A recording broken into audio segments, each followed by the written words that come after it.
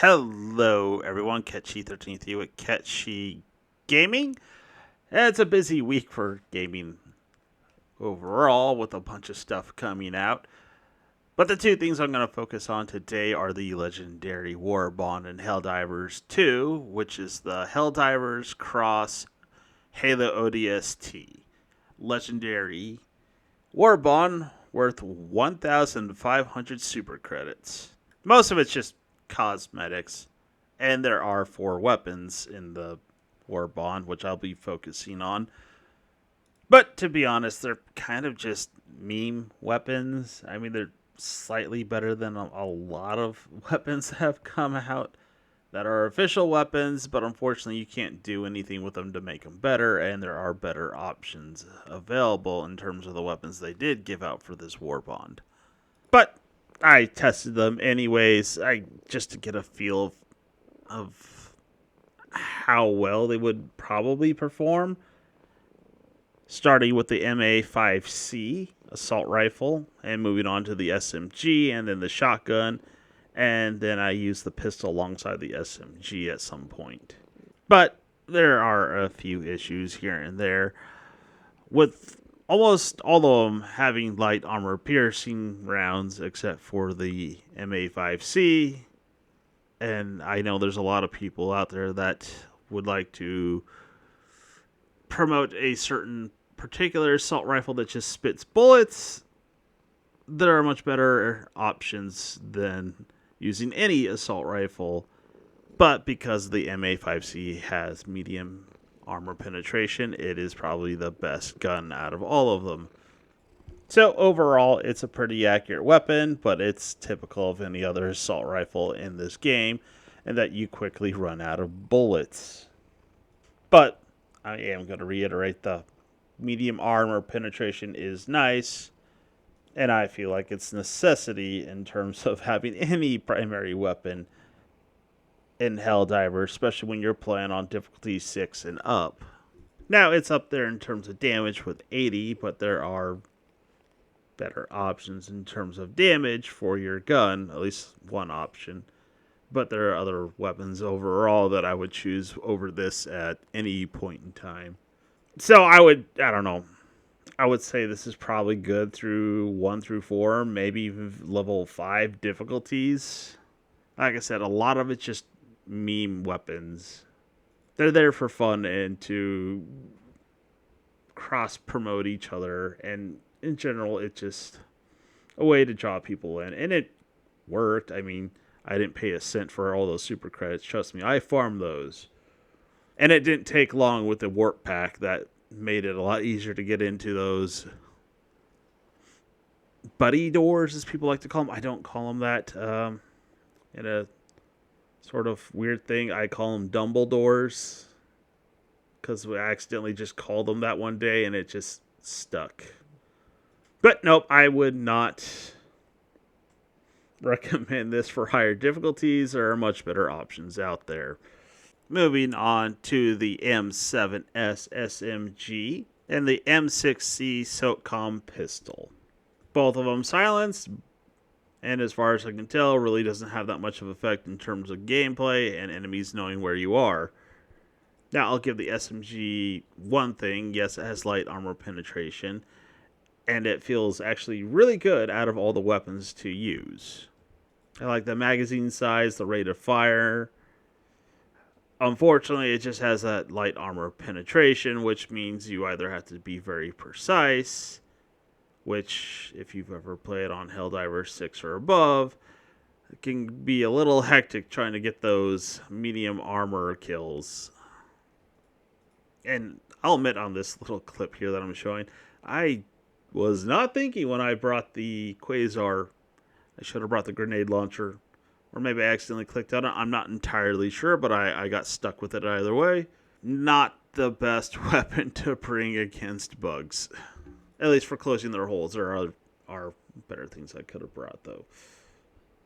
But anyways, the SMG, yes, it is actually a rather satisfying weapon to use. It actually sounds really good with the silencer on it. But again, probably something I would not use on anything probably level 3 or even 4 might be the tops I would probably use it on due to the light armor penetration. Now, for the pistol, it's okay. It feels decent to use.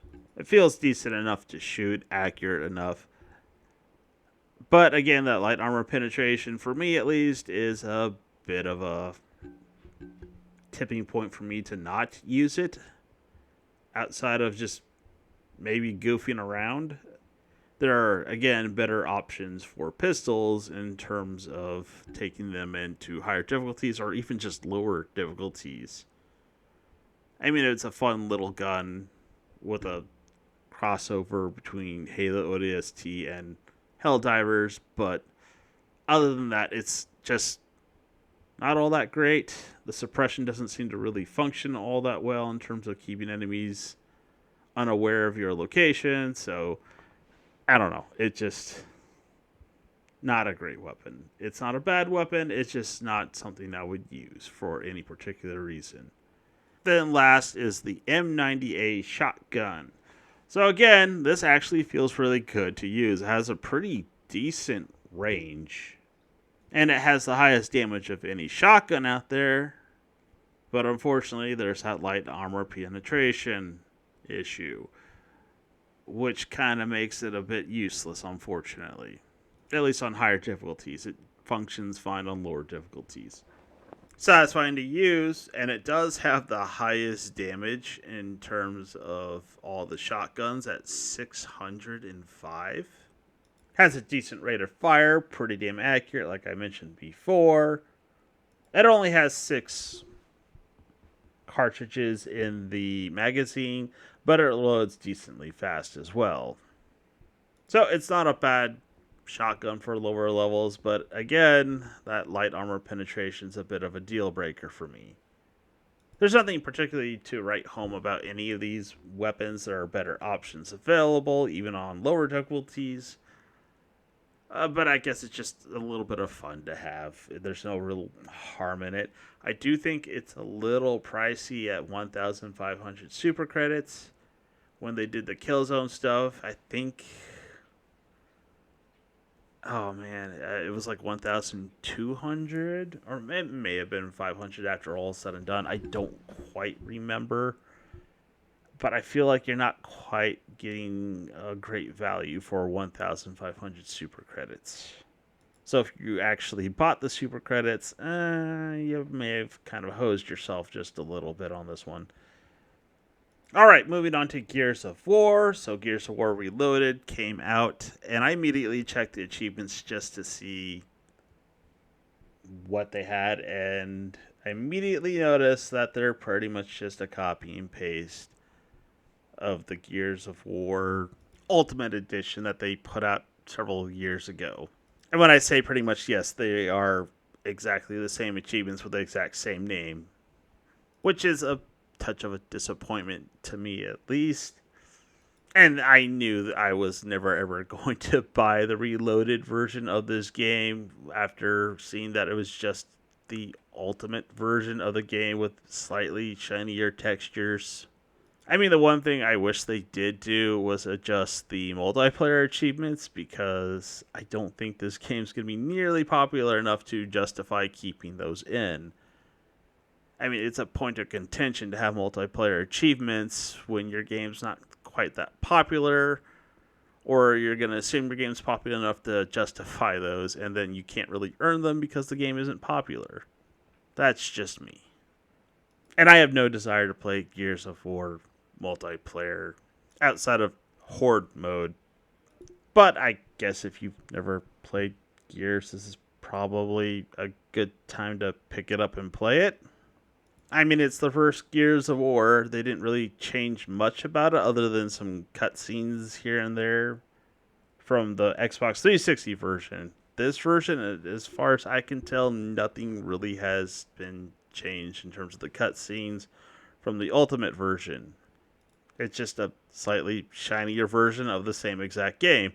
Although it feels like the blood may be toned down just a little bit. Or a lot, actually. I would have to play through the whole thing to see if they made some other subtle changes and probably make some comparisons. But I'm not about to do that. I did forget that they don't have down and not out in this version of the game, so I did do some stupid things and I went down once. And I did have to mess with some of the controls because I do use a mouse and keyboard as much as some people claimed it to be sacrilege. I did have to readjust that so it's more in line with Gears 5. But overall, there's really not much to this game. It's Gears of War 1. I think they would have probably been better suited remaking parts of Gears 2 and maybe even Gears 3 versus putting out the first Gears of War, which, you know, it was good, but Gears 2 and 3 were better. I mean, I don't know if it was announced or maybe it was just rumor. I guess it's irrelevant either way that they are remaking those two games as is. So maybe they're just putting this out for everyone to play at some point. That way they can say, I played the first Gears and they're up to speed with the other Gears games when they come out. But if you play the Ultimate version or even just the 360 version, you're not really missing out on anything unless you really, really want to play a shinier version or you really want to get into the Gears of War multiplayer. I suppose there'll probably be a spike in it for a couple of weeks and then it'll just go away. But yeah, I can't recommend this. Especially if you played it before or still have an older version of the exact same game. But I will reiterate that Microsoft did send me a free code saying that I had purchased a digital version of the Ultimate Edition, so they just gave me the reloaded version. I didn't purchase a digital version. I bought a disc, but I guess that's close enough. Although I did play the Xbox Game Pass version on PC. So maybe that's where it came from. I don't know. It's irrelevant. Anyways, if you haven't played the game, if you have Game Pass, give it a try. You might enjoy it. There are some fun bits here and there in this game. But if you played it before and you're like, yeah, you know, it was a fun game, but I won't play it again, you're not missing out on anything with a shinier version of this game. Anyways, if you made it this far, thanks for watching. Have a good one.